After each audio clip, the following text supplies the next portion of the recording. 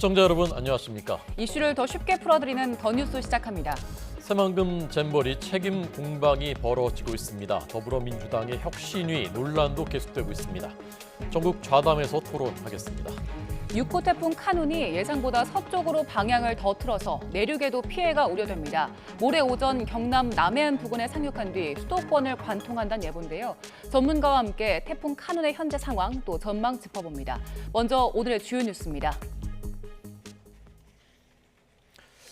태풍 카눈이 모레 경남 해안에 상륙한 뒤 서울을 비롯한 수도권을 관통할 것으로 예보됐습니다. 당초 예상보다 서쪽으로 방향을 틀면서 내륙에도 피해가 우려됩니다.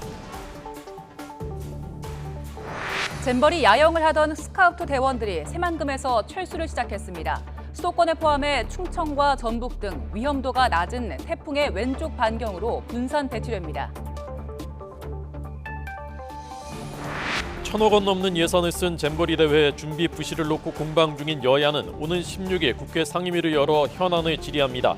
이상민 행정안전부 장관이 출석할 예정이어서 질타가 쏟아질 것으로 보입니다.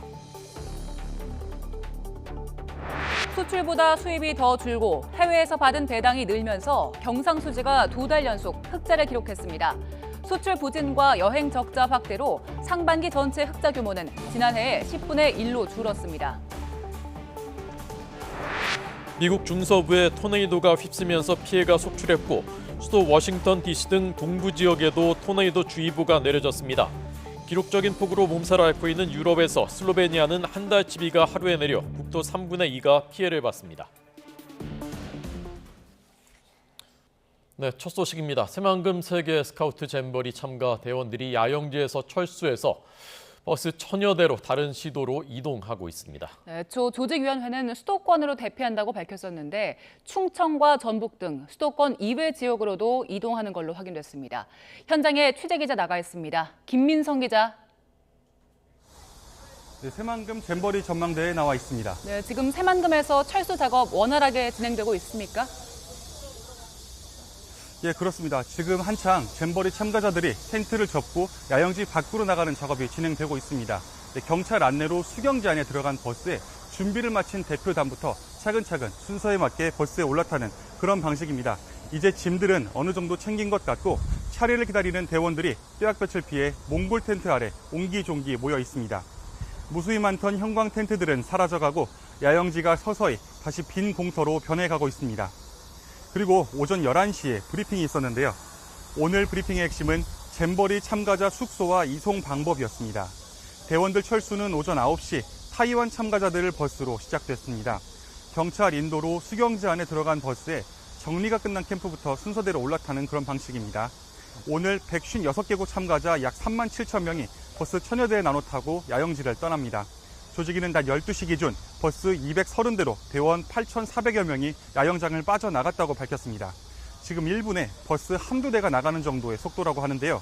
이대로라면 오늘 저녁쯤에야 이송 작업이 마무리될 것으로 예상됩니다. 애초 발표된 소요 시간인 6시간보다는 조금 더 길어질 것 같습니다. 이번 대규모 작전을 위해 전북경찰청은 기동대 20개 부대와 교통경찰 500여 명 등 약 1,800명을 투입했습니다. 동원된 순찰차만 270대, 경찰 헬기도 4대 투입돼 상공에서 이송 지휘 중입니다. 전북경찰청장과 경찰청 경비국장이 직접 현장에서 지휘를 맡았고 전북 지역 전체 교통경찰에 대해서는 가포 비상이 내려졌습니다. 참가자를 태운 버스는 부산 IC를 통해 전북을 빠져나가게 됩니다. 잼버리 조직위원회는 어제 오후 브리핑을 통해 제6호 태풍 카눈의 영향권에 이곳 새만금도 미칠 것으로 예보돼 비상대피를 결정했다고 밝혔습니다. 조직위는 애초 참가자들이 수도권으로 간다고 발표했지만 실제로는 충남, 충북 등 다른 지역으로도 이동하는 것으로 확인됐습니다. 정부는 수도권과 충청도 등 8개 시도와 협조해 128개 숙소를 운영합니다. 숙소는 정부기관과 공공기관 연수원, 기업체와 금융기관 연수원, 종교시설 연수원 등 연수시설 중심이고 대학교 기숙사가 가장 많습니다. 태풍 예상 진로에서 위험도가 상대적으로 낮은 우리나라 왼편으로 참가자들을 옮기는 겁니다. 참가자를 받은 지자체들은 숙소와 화장실 상태를 점검하고 의료 대책을 마련하고 있습니다. 경찰은 숙소를 순찰하고 식약처는 참가자에게 제공될 식사 질과 양, 위생 상태를 확인하기로 했습니다. 폭우로 시작한 새만금 잼버리는 폭염에 시달리다 결국 태풍으로 야영지를 닫으면서 지난 아쉬움을 남기기도 했습니다. 지금까지 새만금 잼버리 전망대에서 YTN 김윤성입니다. 제일 많은 대원들이 이동하는 곳이 경기도 그리고 서울시입니다. 서울시는 김의승 행정 1부시장을 본부장으로 해서 잼버리 대책본부를 꾸렸습니다. 문화체험 지원 등에 나섰습니다. 스카우트 대원들이 묵게 될 13개 숙박시설의 전담 지원단을 파견해서 주 야간 교대 또 야간 당직으로 근무하면서 입소자들 관리하고 물품과 식사 지원, 상황 관리, 의료 지원 등의 역할을 할 예정입니다. 또 대원들의 문화체험을 위해서 박물관과 미술관 등의 서울의 대표적인 문화시설들의 운영 시간을 기존의 오후 6시까지 해서 밤 9시에서 10시까지로 연장 운영하기로 했습니다. 잼버리 파행 사태 수습에 국가 공무원이 차출된 것을 두고 공무원 노조가 사전 협의 없는 강제 동원이라고 비판했습니다. 공무원 노동조합 총연맹은 정부가 공문도 아닌 이메일로 느닷없이 파견 통보를 내렸다며 현장 공무원들은 어디에 어떤 업무로 차출되는지도 모른 채 무작정 동원되고 있다고 지적했습니다. 또 지난주 전북 지역 공무원이 재래식 화장실 청소에 동원된 데 이어 국가 공무원까지 정부의 뒤처리 전담반 신세가 됐다며 일방적인 동원을 중단하고 사전 협의에 나서라고 촉구했습니다. 여야는 잼버리가 끝나는 대로 준비 부실의 책임이 어디에 있는지 국회 상임위를 통해서 따져 묻기로 했습니다. 다만 누구의 잘못이 더 큰지를 놓고는 내탓 공방이 여전합니다. 국회 연결합니다. 이준엽 기자. 네, 국회입니다. 네, 다음 주 국회 상임위에서 잼버리 파행 문제를 본격적으로 다룬다고요? 잼버리 행사가 끝난 뒤인 오는 16일 당장 국회 행정안전위원회 현안 질의가 잡혔습니다. 세계 스카우트 대회 공동조직위원장인 이상민 행정안전부 장관이 출석할 예정이라 잼버리 파행 사태 관련 질타가 쏟아질 것으로 보입니다. 역시 소관 부처인 여성가족부를 담당하는 여성가족위원회도 이번 달 안에 회의를 열기 위해 일정이 조율되고 있습니다. 각 상임위 차원에서 잼버리 관련 예산 집행 내용이나 부처의 대응 계획이 제대로 수립됐는지 등을 꼼꼼히 살펴볼 것으로 보입니다.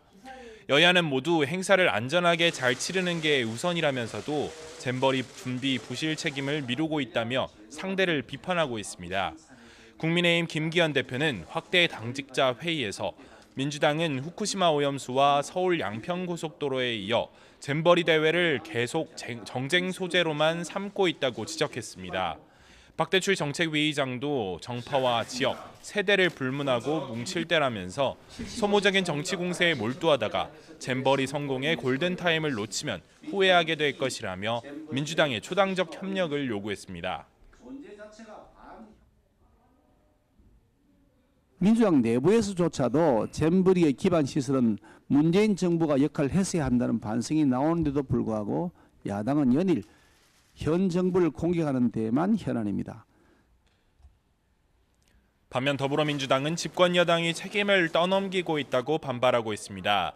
고민정 최고위원은 KBS 라디오 인터뷰에서 문재인 정부 시절 평창 올림픽을 준비하면서 박근혜 정권을 탓한 적이 없었다면서 현 정부는 모든 사건이 터지면 한가롭게 남 탓을 하고 있다고 지적했습니다. 정춘숙 원내 정책수석 부대표도 윤석열 정부가 정치사에서 최단기간 최대의 남 탓을 한 정부가 아닌가 싶다며 한가하게 남 탓하지 말고 잼버리 참가자들이 마지막까지 안전하게 귀국할 수 있도록 노력하라고 촉구했습니다.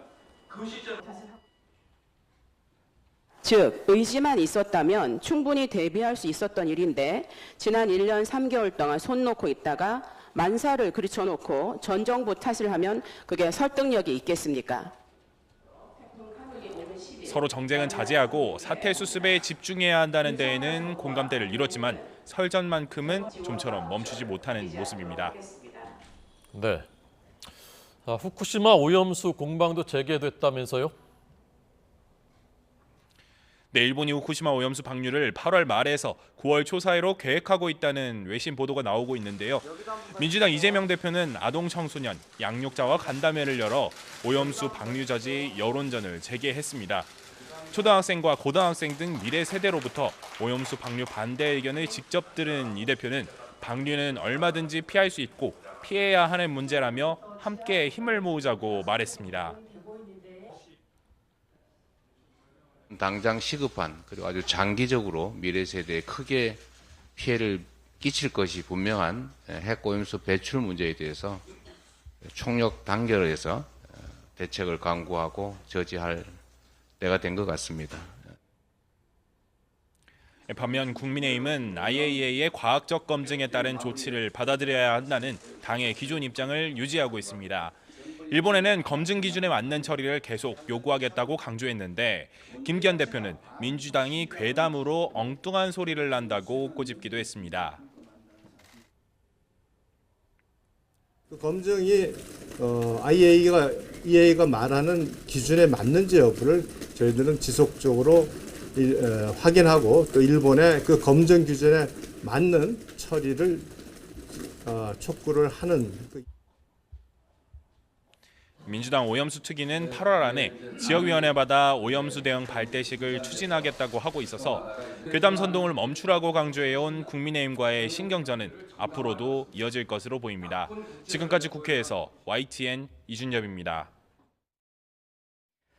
중앙선거관리위원회는 국민의힘 최고위원인 조수진 의원이 지역구 사무실 임대 계약서의 계약에서 특혜를 얻었다는 의혹과 관련해 조사에 착수했습니다. 앞서 한 언론은 조 의원이 지난 2년 반 동안 사용한 서울 목동 사무실을 보증금 1억 원, 월세 100만 원에 계약했는데 최근 조 의원이 사무실을 옮긴 뒤 같은 공간이 보증금 3천만 원, 월세 300만 원에 매물로 나왔다고 보도했습니다. 이어 건물주가 지난해 양천구청장 출마를 준비했고 조 의원에게 여러 차례 후원했다면서 현저히 저렴한 시세로 조 의원이 임대차 계약을 맺었다면 정치자금법 위반 소지가 있을 수 있다고 지적했습니다. 그러나 조 의원 측은 직전 세입자가 보증금 없이 월세 80만 원으로 썼던 곳이고 코로나가 워낙 심할 때라 같은 건물에 공실도 많았다며 특혜 의혹을 부인했습니다. 다음 소식입니다. 태풍 카눈이 올라오고 있습니다. 내일부터는 전국이 영향권에 들 예정입니다. 네, 오늘이 가을에 접어든다는 절기 입추지만 찜통 더위가 기승입니다. 자세한 날씨는 기상캐스터 연결해서 알아봅니다. 윤수빈 캐스터. 네, 상암동 야외 스튜디오에 나와 있습니다. 네, 지금 많이 덥습니까? 네, 절기가 무색하게 찜통 더위가 기승을 부리고 있습니다. 현재 서울 기온은 33.3도까지 올라 있고요. 습도가 높은 탓에 체감하는 더위는 이보다 더 심합니다. 온열 질환에 걸리지 않도록 건강관리 잘 해주셔야겠습니다. 현재 전국에서 가장 더운 지역은 경북 의성입니다. 비공식 기록이지만 현재 이 지역의 기온은 사람 체온보다 높은 37.2도까지 치솟았고요. 광주 34.5도, 대구는 32.2도까지 올라 있습니다. 이렇게 기온이 크게 오르면서 대기 불안정이 심해져 내륙 곳곳으로 소나기가 지날 수 있겠습니다. 특히 충남과 호남 지방에서는 시간당 최고 60mm의 호우 가능성이 있는 만큼 피해 없도록 유의하시기 바랍니다. 또 동풍이 부는 영동과 경북 동해안, 제주도에는 최고 60mm의 비가 더 내리겠습니다. 네, 내일부터는 이제 태풍 걱정인데요. 태풍 소식 자세히 전해 주시죠. 네, 태풍 카눈이 최악의 진로를 보이고 있습니다. 내일부터는 전국이 태풍의 직접 영향권에 들겠는데요. 특히 모레 밤 사이에는 서울 등 수도권 지역 부근을 스쳐 지날 것으로 보여 큰 피해가 우려됩니다. 자세한 태풍 진로부터 살펴보면 현재 제6호 태풍 카눈은 강한 세력을 유지한 채 일본 규슈 남쪽 해상을 지나고 있는데요. 태풍은 목요일 오전 경남 남해안에 상륙하겠고 이후 충청을 지나 밤 늦게는 경기 동부를 지날 것으로 보입니다. 서울은 자정을 전후해 태풍이 가장 가까이 지날 전망입니다. 전국에 태풍 예비특보가 내려진 가운데 내일부터 모레까지 초속 15에서 40m의 거센 돌풍이 몰아치겠고요. 비의 양은 영동에 최고 600mm 이상, 남해안과 제주도에도 400mm 이상의 폭우가 쏟아지겠습니다. 그 밖에 내륙으로는 최고 200에서 300mm, 수도권에는 최고 150mm 이상의 호우가 예상됩니다. 산사태나 저지대 침수 등 태풍 피해를 줄일 수 있도록 대비 철저히 해주셔야겠습니다. 한편 오늘 오전 일본 도쿄 남동쪽 해상에서 제7호 태풍 란이 발생했는데요. 7호 태풍은 우리나라에 직접적인 영향을 주지는 않겠지만 6호 태풍 카눈의 진로에 영향을 줄 가능성이 있습니다. 앞으로 발표되는 태풍 정보를 잘 확인해 주시기 바랍니다. 바닷물의 수위가 높아지는 대조기에 태풍 영향까지 겹쳤습니다. 당분간 해안가를 중심으로는 너울성 파도가 높게 일겠는데요. 피서객들은 해안가 안전사고에 각별히 유의해 주셔야겠습니다. 지금까지 서울 상암동 야외 스튜디오에서 YTN 윤수빈입니다. 네, 역대 태풍 중에 이 카눈과 경로가 제일 비슷했던 태풍이 2020년 3년 전에 영남을 관통했던 태풍 하이선입니다. 네, 하이선이 어떤 태풍이었는지 살펴보겠습니다. 3년 전인 2020년 9월 7일 우리나라에 상륙한 태풍 하이선은 당시 동해안을 따라 북상하면서 많은 피해를 낳았습니다. 2명이 실종되고 1,200여 건의 재산 피해가 발생했는데요. 집채만한 파도가 해안가로 밀려와서 도로가 바닷물에 잠기는가 하면 가로등이 승용차를 덮치고 산사태로 도로가 끊어지기도 했습니다. 네, 두 태풍의 경로를 비교해 보겠습니다. 두 태풍 경로가 비슷하다는 것은 이제 상륙할 때쯤 그때의 경로가 비슷하다는 것입니다. 그런데 카눈은 상륙한 뒤에 더 서쪽, 그러니까 가운데 쪽 관통하고 서쪽으로 가서 인구가 밀집되어 있는 우리나라 수도권까지 관통하게 되는 것입니다. 그래서 하이선이 영남에 큰 피해를 남겼었던 것에 비해서 한반도 전역에 더 큰 피해를 남길 수 있다는 우려가 나오고 있습니다. 또 하나 우려되는 것은 이동 속도입니다. 매우 느리다고 합니다. 천천히 이동하면서 더 많은 피해를 줄 수 있다는 것이죠. 지금 기후온난화 때문에 남해안의 수온이 매우 높습니다. 그래서 이 수온이 높을수록 태풍은 더 강해지죠. 그래서 영향이 더 커질 가능성도 있습니다. 게다가 장마 피해 복구가 끝나지 않은 곳이 많기 때문에 추가 피해가 없도록 철저히 대비해야 되겠습니다. 네, 전해드린 것처럼 제6호 태풍 카눈이 우리나라 전역에 직접 영향을 미칠 걸로 예보됐는데요. 윤석열 대통령이 휴가 기간인 오늘 태풍 상황 점검 회의를 주재합니다. 윤 대통령은 공식 휴가 마지막 날인 오늘 오후 용산 대통령실에서 참모들과 함께 태풍 상황과 대응 태세를 점검하는 회의를 열고 철저히 대비하도록 당부할 예정입니다. 또 새만금 야영지 조기 철수를 결정한 잼버리 스카우트 대원들의 수송과 안전 문제를 점검하고 상암동 서울 월드컵 경기장으로 장소가 변경된 11일 K-팝 콘서트 준비 상황도 살필 걸로 보입니다. 또 장영진 산업통상자원부 1차관은 전국의 국가산업단지 산단을 관리하는 전국 한국산업단지공단 13개 본부장들과 함께 태풍에 대비하는 긴급 점검 회의를 했습니다. 침수, 범람, 또 강풍 피해에 대비해서 취약시설을 점검하고 지자체와 협조 체계를 확인해서 비상대책에 차질이 없도록 하기로 했습니다. 북한이 태풍 카눈의 피해를 최소화하기 위한 대책 마련에 나서라고 각급 조직에 촉구했습니다.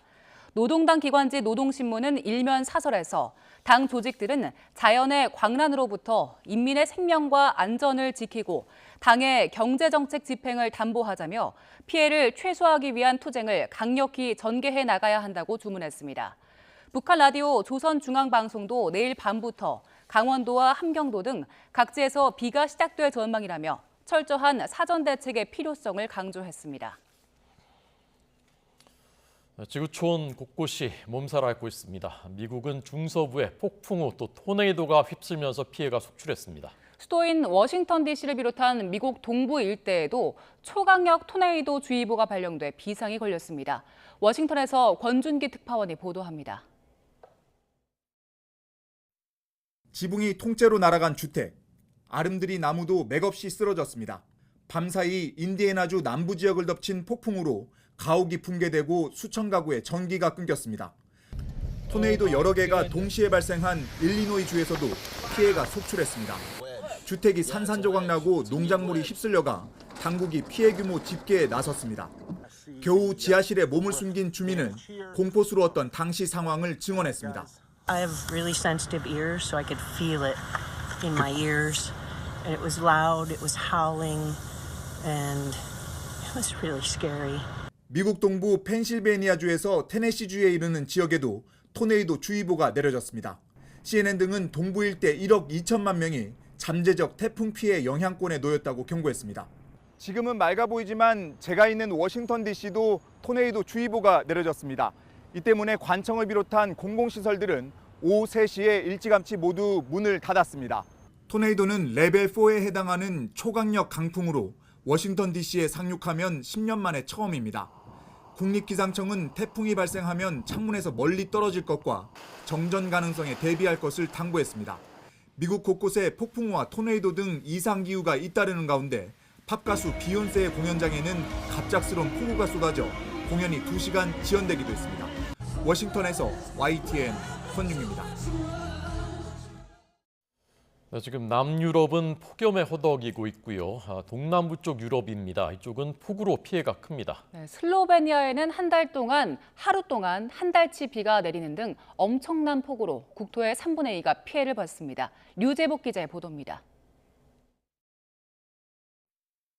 무너져 내린 집 사이로 흙탕물이 삼킬 듯 흐릅니다. 끊어진 도로, 꺾여버린 나무들이 공포감을 더합니다. 한밤중 간신히 목숨을 건진 주민은 사라진 보금자리를 바라볼 수밖에 없습니다.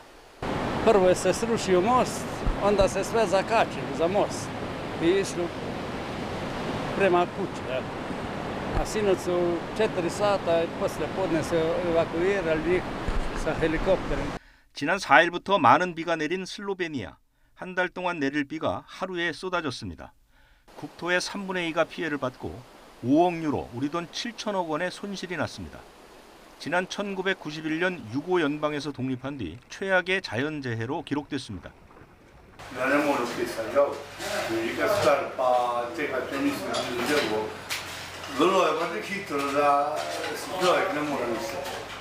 유럽연합 EU는 재해 대응을 위한 시민보호 메커니즘을 가동했습니다. 우르줄라 폰데어 라이엔 집행위원장이 슬로베니아를 직접 찾아 지원 방안을 논의하기로 했습니다. 스웨덴에서는 50년 만에 가장 많은 비가 내려 승객 100여 명을 태운 열차가 탈선하기도 했습니다. YTN 유재복입니다.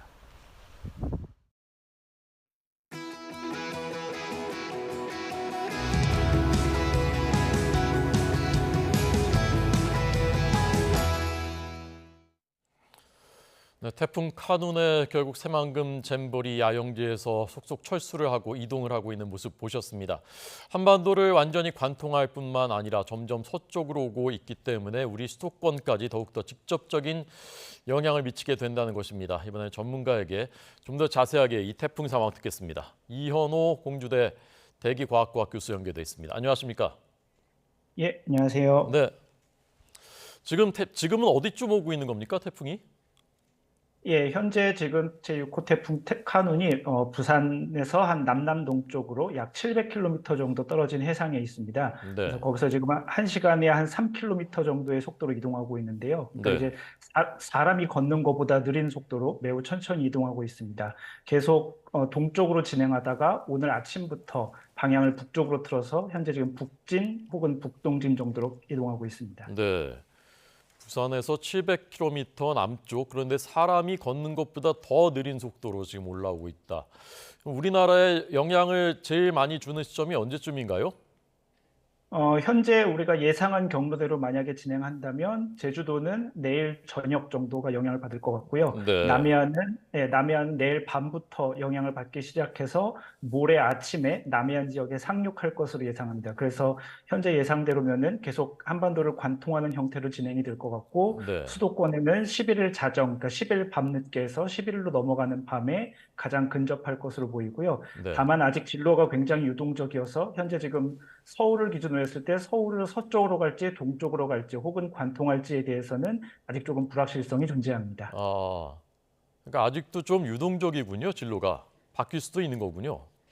예, 그렇습니다. 아까 말씀드린 대로 이제 오늘 갓 오전부터 북쪽으로 틀기 시작해서 이제 겨우 한 10km에서 20km 남짓 움직였기 때문에 네. 이 다음에 태풍이 서쪽으로 가는 방향이 더 클지 아니면 동쪽으로 가는 방향이 클지는 지금부터가 시작이라고 볼 수 있습니다. 네. 어쨌건 지금 제일 위험한 때는 목요일에 이제 전국에 영향을 크게 주게 됩니다. 지금까지 위력은 어느 정도입니까?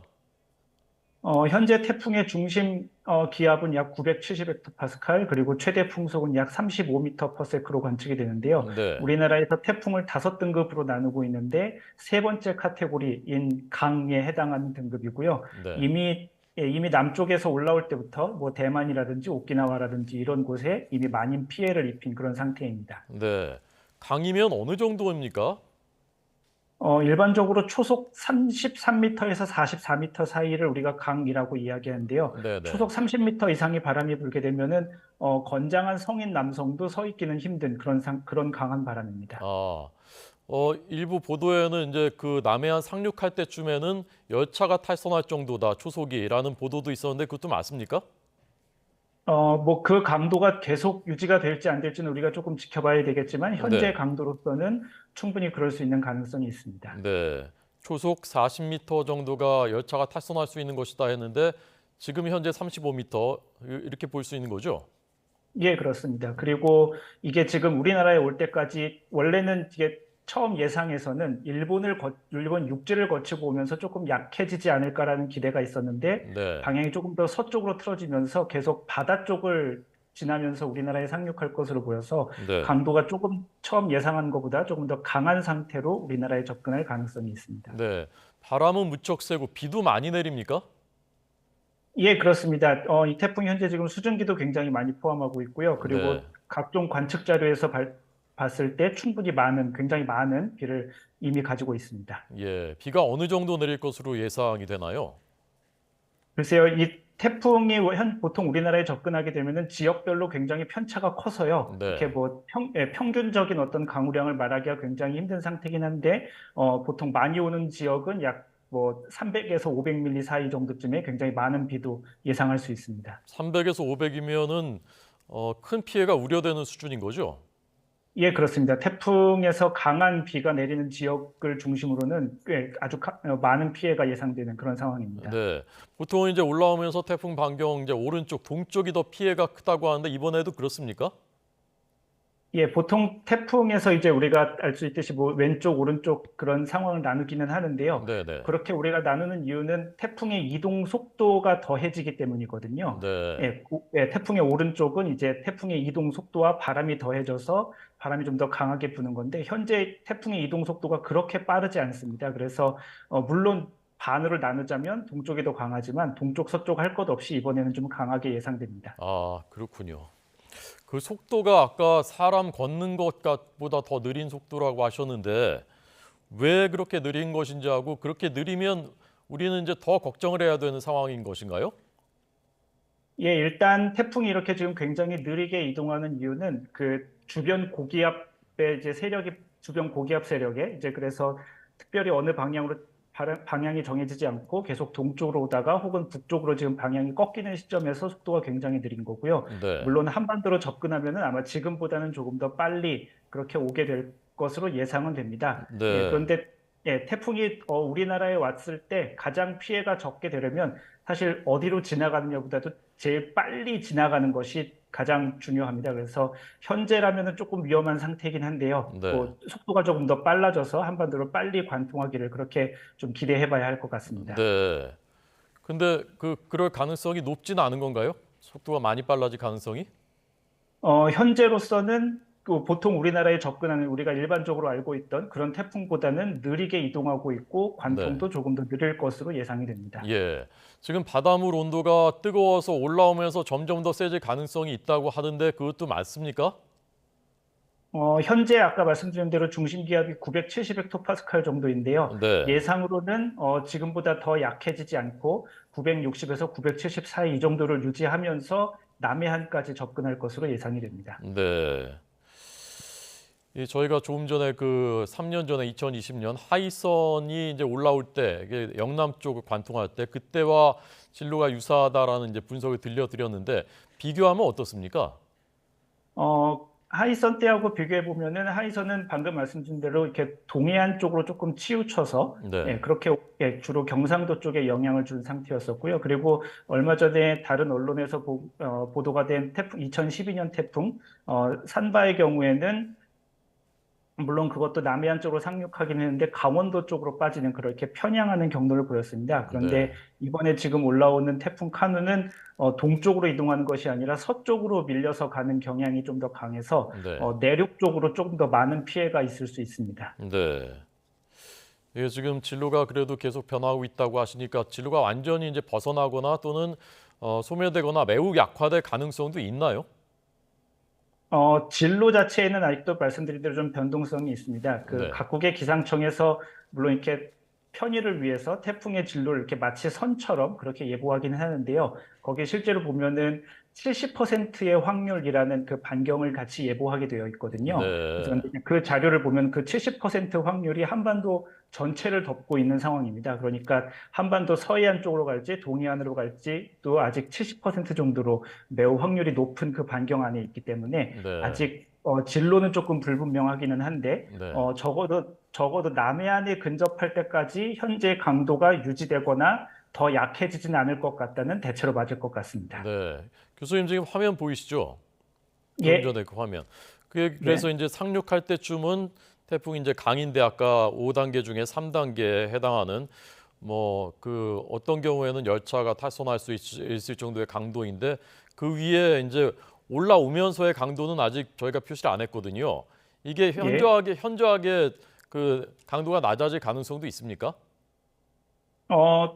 보통 우리가 알고 있기로 태풍은 이제 우리나라에 접근할수록 이제 속도가 빨라지면서 그리고 이제 바람의 영향도 받고 해수면 온도도 저 밑에 이제 남태평양 태평양이라든지 그런 지역보다는 아무래도 온도가 높지 않기 때문에 약해지는 것이 우리가 일반적으로 지금까지 경험했던 태풍인데요. 네. 지금 이제 요 두 가지 조건이 지금은 잘 들어맞지 않습니다. 태풍의 이동 속도도 현재 지금 느리고요. 그리고 남해안까지도 지금 해수면 온도가 한 28도에서 29도로 상당히 높은 상태로 유지가 되고 있기 때문에 네. 물론 지금 현재처럼 아주 강한 태풍이 예를 들면 수도권까지 올 것이다 이렇게까지 보는 건 어렵지만 네. 우리가 평소에 경험했던 것보다는 조금 더 강한 상태로 남해안에 상륙할 가능성이 높다고 말씀드릴 수 있겠습니다. 네.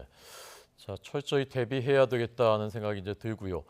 좀 전 저희가 잼버리 소식 전해드렸는데 그래도 태풍의 이제 이동 경로에서 조금 좀 더 이제 안전한 쪽인 이제 서쪽으로 대부분 이제 이동을 대원들이 하고 있거든요.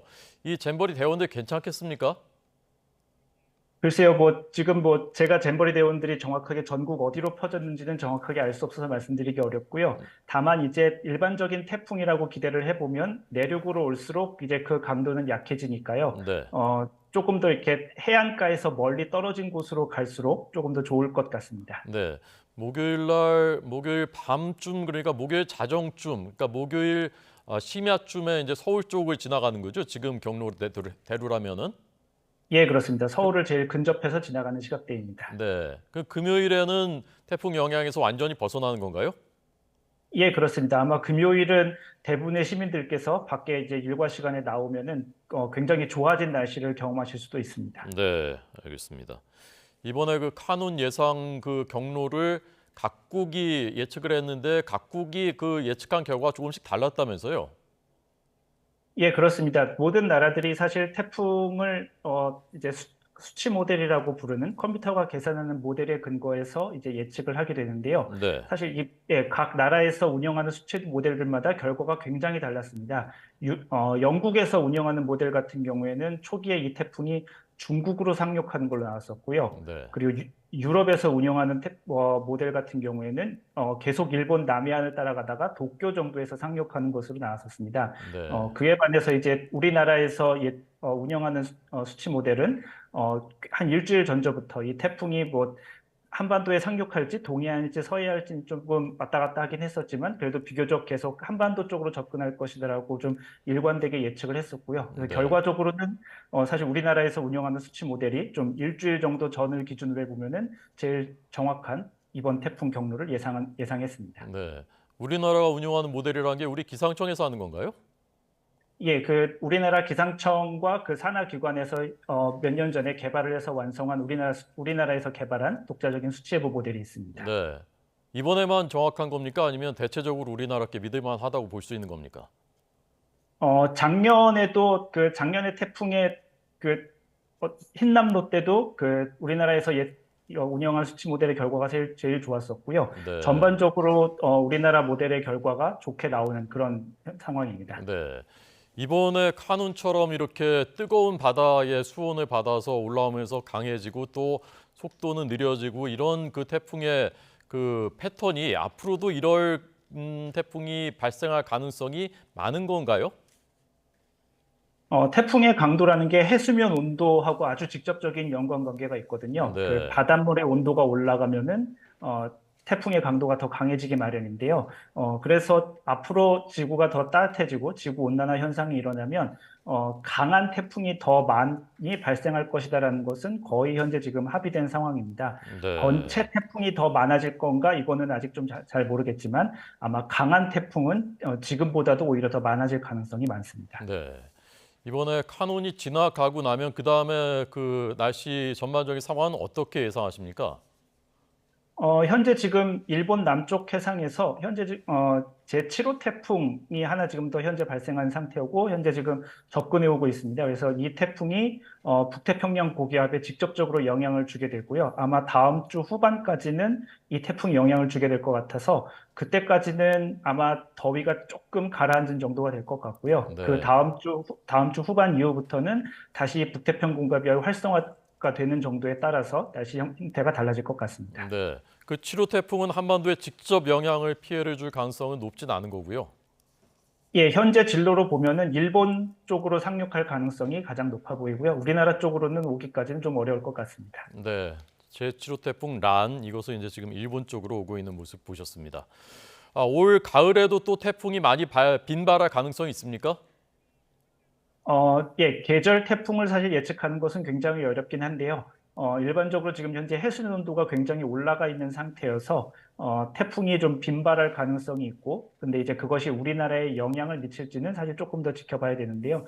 태풍의 개수는 지금 현재 아까 말씀드린 강한 태풍의 개수는 현재 지금 조금씩 더 많이 관찰되고 있는 그런 상황입니다. 네, 알겠습니다. 이현호 공주대 대기과학과 교수에게 들었습니다. 고맙습니다. 예, 감사합니다.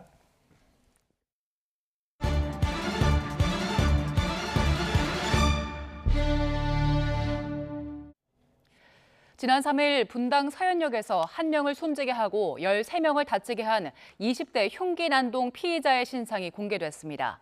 경기 남부경찰청은 어제 신상공개위원회 결과 22살 최원종의 이름과 나이, 얼굴을 공개했습니다.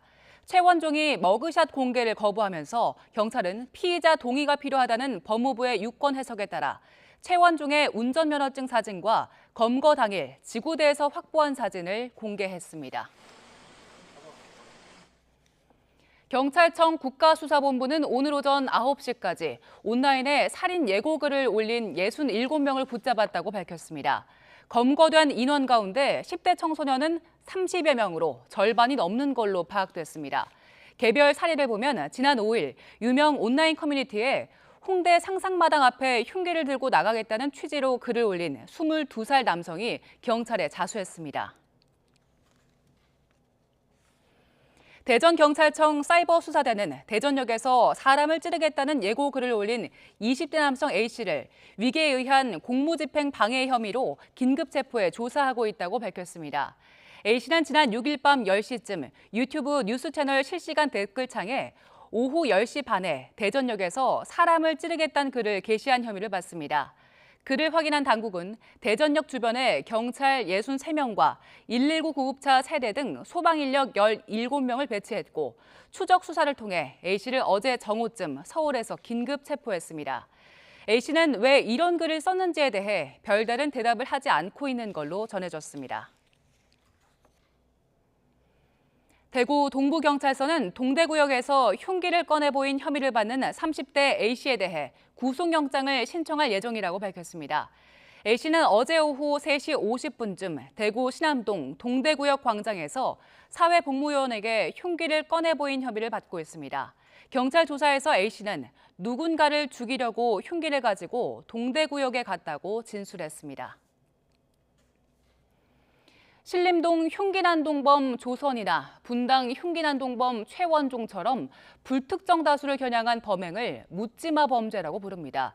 예측이 어렵고 또 누구나 범죄 대상이 될 수 있어서 시민들의 불안이 큰데요. 묻지마 범죄가 뭔지 정확한 개념조차 세워지지 않은 상황에서 통계 관리도 제대로 되지 않고 있습니다. 유서연 기자의 보도입니다.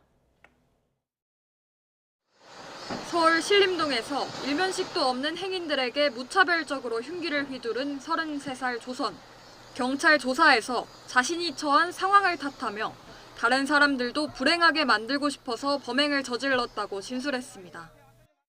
예전부터 너무 안 좋은 상황에 있었던 게 제가 너무 잘못한 일인 것 같습니다. 어떤 안 좋은 상황인지 한번 말해주세요.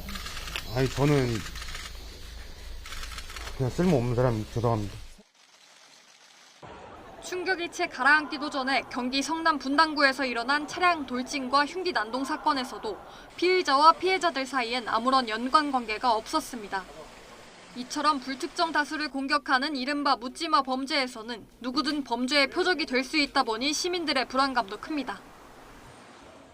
하늘에서는 편히 쉬시라고 썼어요. 친구들이랑 자주 오가던 데라 가지고 되게 길거리 다니기 무섭고 되게 제가 피해자가 될 수도 있는 그런 상황인 거라서. 사회 불평등과 양극화 현상이 심화하는 가운데 분노형 범죄가 반복되면서 경찰도 지난해 1월 묻지마 범죄 전담 회의체를 꾸렸습니다. 우선 묻지마 범죄의 이면에 숨겨진 원인이 있을 거라고 보고 공식 명칭부터 이상동기 범죄로 새로 정립했습니다. 그러나 정작 이상동기가 무엇인지는 구체적으로 정의하지 않아서 이런 범죄의 규모가 얼마나 되는지 제대로 통계조차 내지 못하고 있습니다. 이에 대해 경찰 관계자는 학계에서도 개념 정의가 명확히 이뤄지지 않았고 범행 동기는 검찰 수사 때 드러나는 경우도 있어서 경찰 단계에서 집계를 내놓기는 쉽지 않다고 해명했습니다. 이런 가운데 범죄라는 이유로 수사기관에만 해법 마련의 책임을 떠넘겨선 안 된다는 비판도 나옵니다. 한국형사정책연구원의 연구 결과를 보면 묻지마 범죄자의 75%가 전과자로 72.9%는 소득이 아예 없었던 것으로 나타났습니다. 경찰, 복지, 지자체, 교육 등등이 여러 기관이 함께 참여를 해서 사건 이면의 근본적인 문제가 무엇인가를 실증적으로 파악을 하고 관련 기관이 머리를 맞대는 범정부적 접근이 필요한데 국가의 정책 우선순위에 들어가 본 적이 없었던 전과와 경제적 빈곤, 사회적 단절 등이 복잡하게 얽히며 묻지마 범죄를 낳을 수 있는 만큼 여러 기관이 머리를 맞대고 다양한 관점에서 근본적인 해법을 모색해야 한다는 지적입니다. YTN 유서연입니다. 조현병이나 망상장애 진단을 받고 치료받은 환자 8명 가운데 1명만이 지역사회에서 관리되고 있는 걸로 나타났습니다. 보건복지부에 따르면 2021년 말 기준 병원 등에서 치료받은 조현병과 망상장애 환자 가운데 지역사회에서 제공하는 정신건강 증진 사업을 이용하는 환자의 비율은 0.13으로 약 8명 가운데 1명꼴인 걸로 파악됐습니다. 조울증으로 알려진 양극성 장애 환자 등록률은 0.05로 20명 중에 1명밖에 안 됐고 주요 우울장애 환자의 등록률은 그보다 더 낮은 0.01로 100명 가운데 1명꼴이었습니다. 직장 내 괴롭힘에 시달리다가 자유로운 의사결정을 할 수 없는 상태에서 극단적인 선택을 했다면 보험사가 사망보험금을 지급해야 한다는 첫 법원의 판단이 나왔습니다. 서울중앙지방법원은 지난 4월 전직 전화상담원인 A씨 유족이 보험사를 상대로 냈던 소송에서 보험사가 1억 원을 지급해야 한다며 원고 승소 판결했습니다.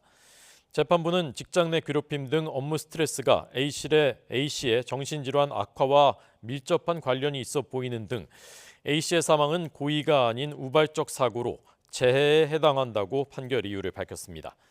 A씨는 성남시 직영 전화상담센터 상담원으로 입사한 지 1년 반 만인 2019년에 극단적인 선택을 했습니다.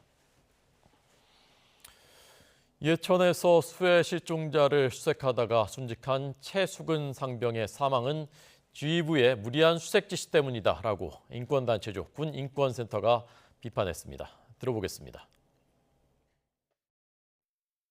이 사건은 물속에 투입될 준비가 되어 있지 않은 부대를 수중수색에 투입하여 발생한 예정된 참사라고 저희는 판단하고 있습니다.